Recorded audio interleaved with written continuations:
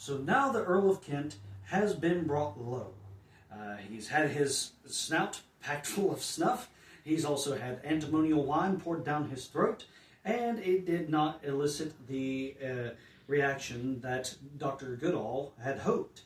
So they went ahead and they took him inside, wherein Dr. Goodall, in all of his knowledge, went ahead and decided to drain him of yet more blood. And then from there, they shaved his head and applied a blister, which is a plaster coated in a harsh caustic substance, and they then applied it to the scalp. This would actually provoke blistering, wherein they thought that the blisters, when they rose up to the top of the skin, would help to draw toxins out of the body.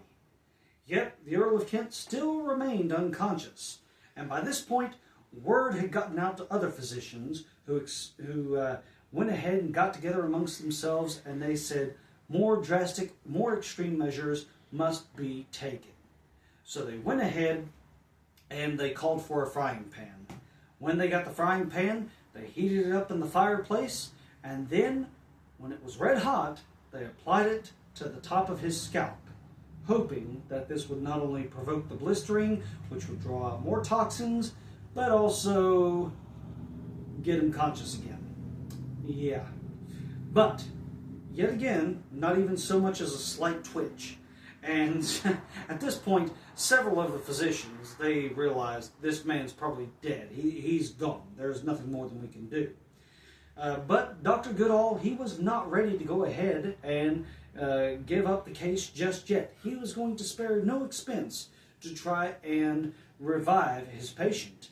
In fact, at one point, he administered several spoonfuls of buckthorn syrup down the Earl's throat, which was to hopefully help him void his bowels. A nice little way of getting rid of the toxins. That didn't work either.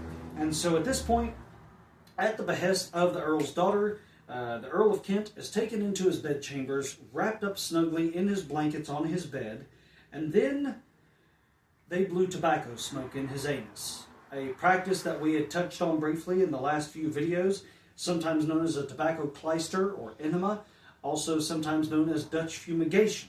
And although this sounds really eccentric, we do know that at the time this was thought to be one of the most effective means of resuscitating a victim or a patient.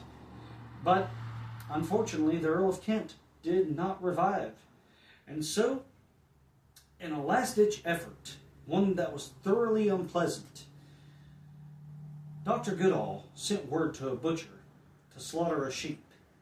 And after the sheep was slaughtered, the entrails of the sheep were brought out, and while they were still warm, they were wrapped around his abdomen in a last-ditch attempt to warm up his body's temperature so he could be brought back up to snuff, so to speak, and be revived. But alas, all of these different measures were proven to be unsuccessful. And at that point, Dr. Goodall had no other recourse but to admit defeat. And thus, as he wrote into a letter to one of his friends, thus fell that greatest and noblest of peers. And thus ends our video about modern medicine, and we want to thank you all so much for joining along. Yes, I've had a lot of fun with this, because if I were there in person, I would love to see your all reactions to the different types of medical practices. Needless to say, they are quite hilarious, if not farcical at best. But that is how medicine was at the time, folks. And we want to thank you so much for just joining along as you've listened to me yap on about that. But of course, we want to thank you all so much for support on Facebook and YouTube. The greatest means of support is by coming out to the Crockett Tavern Museum to pay us a visit. And as always, hours of operation as well as admissions will be listed in the description attached to the video. Until next week, this is Isaac White signing off from the Crockett Tavern Museum, saying goodbye and God bless.